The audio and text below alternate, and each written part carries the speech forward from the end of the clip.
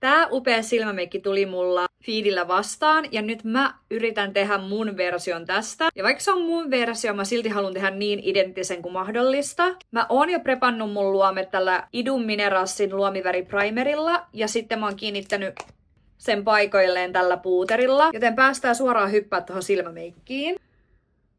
Tässä Moiran luomiväripaletissa on aika täydellisesti just noita ruskean sävyjä, joten mä tuun pääosin käyttää tähän alkuun tätä. Mä aloitan ottamalla tätä ihan keskimmäistä sävyä isoon siveltimeen. Ja mä lähden tuomaan sitä todella ulos tonne mun ohimolle päin. On paljon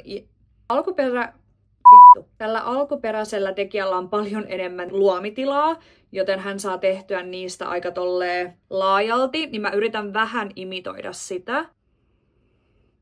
Kaikki ylijäänyt pigmentti, mitä mulla on tässä siveltimessä, niin mä tuon sitä hellästi tänne mun sisäkulmaan päin. Ja pointtina tässä on tosiaan tuoda tosi ulospäin ja ihan tänne kulmakarvoihin saakka. Mä aion ottaa vähän tarkemmalla häivytyssiveltimellä tätä sävyä. Mä lähden laittaa tätä sen äskeisen sävyn päälle tällaisessa V-muodossa. Mutta mä en vie tätä niin paljon ulospäin tai ylöspäin kuin sitä ekaa sävyä. Mä otan tällä ekalla häivytyssiveltimellä noita reunoja. Nyt vähän tarkemmalla siveltimellä mä aion ottaa tätä, eli tää on vielä äskeistä tummempaa. Tää on aika helppo nyrkkisääntö, että mitä tummempaan sävyyn mennään, niin sitä pienemmällä siveltimellä tehdään töitä. Koska nyt taas tää sävy, niin mä laitan sitä äskeisten päälle, mutta mä en taaskaan vie sitä yhtä ylös tai ulos.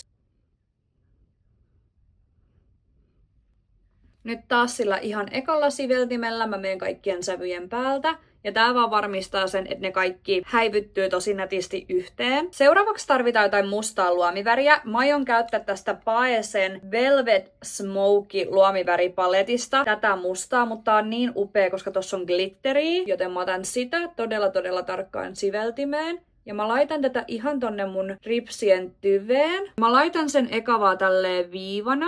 Mä otan tämmösen aika tiheän suoran siveltimen ja mä lähden viemään sitä ulospäin, mutta en juurikaan ylöspäin. Eli mä haluan vaan vähän pehmentää sitä. Siinä luomella on todella kaunis vaaleanpunainen matta luomiväri, joten mä ehkä yritän vähän miksata tätä ja tätä tästä Moiran paletista. Ja mä lähden laittaa sitä aika reippaasti tänne silmän sisäkulmaan. Ja tohon keskiosioon.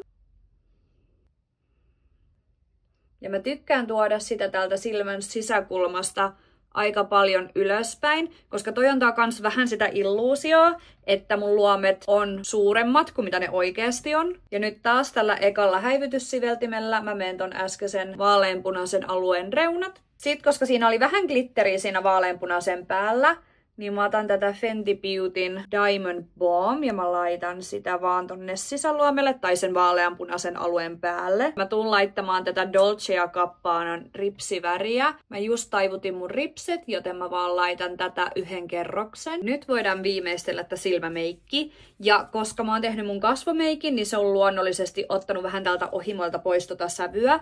Niin mä vähän korjaan sitä tilannetta, eli mä otan sitä ihan ekaa ja mä lähden tuomaan sitä uudelleen tänne ohimolle päin. Mä aion toistaa aika lailla kaikki noi samat stepit mun alaluomelle, paitsi tätä vaaleanpunaista osaa. Eli tää koskee vaan näitä ruskeita sävyjä. Mä aloitan siitä ensimmäisestä. Tuon sitä tohon mun alaluomen keskiosaan ja mä varmistan, että ne yhdistyy täällä silmän ulkokulmassa. Sitten mä siirryn tähän tummemman ruskeaan, eli siihen kakkossävyyn.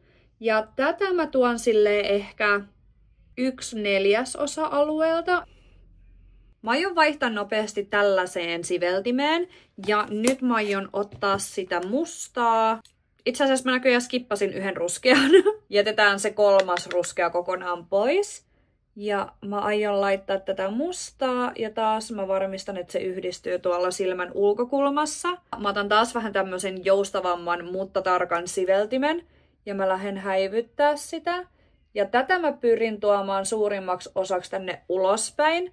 Eli mä en halua, että se menee tällä alaluomella hirveän keskelle. Vähän näyttää siltä, että mä voisin lisätä sitä ruskeaa vähän enemmän. Eli mä otan tätä ihan ekaa.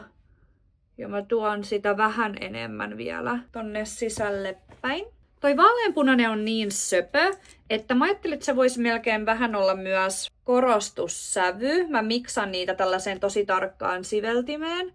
Ja mä laitan niitä ihan tohon silmäkulmaan. Mä otan nyt tätä vaaleinta tällä samalla siveltimellä ja mä tuon tätä tonne silmän sisäkulmaan. Olisi nyt vähän niinku se korostussävy. Mä vähän häivytän täältä ylhäältä. Mä laitan tätä samaa Dolce & Gabbanan ripsaria mun alaripsiin.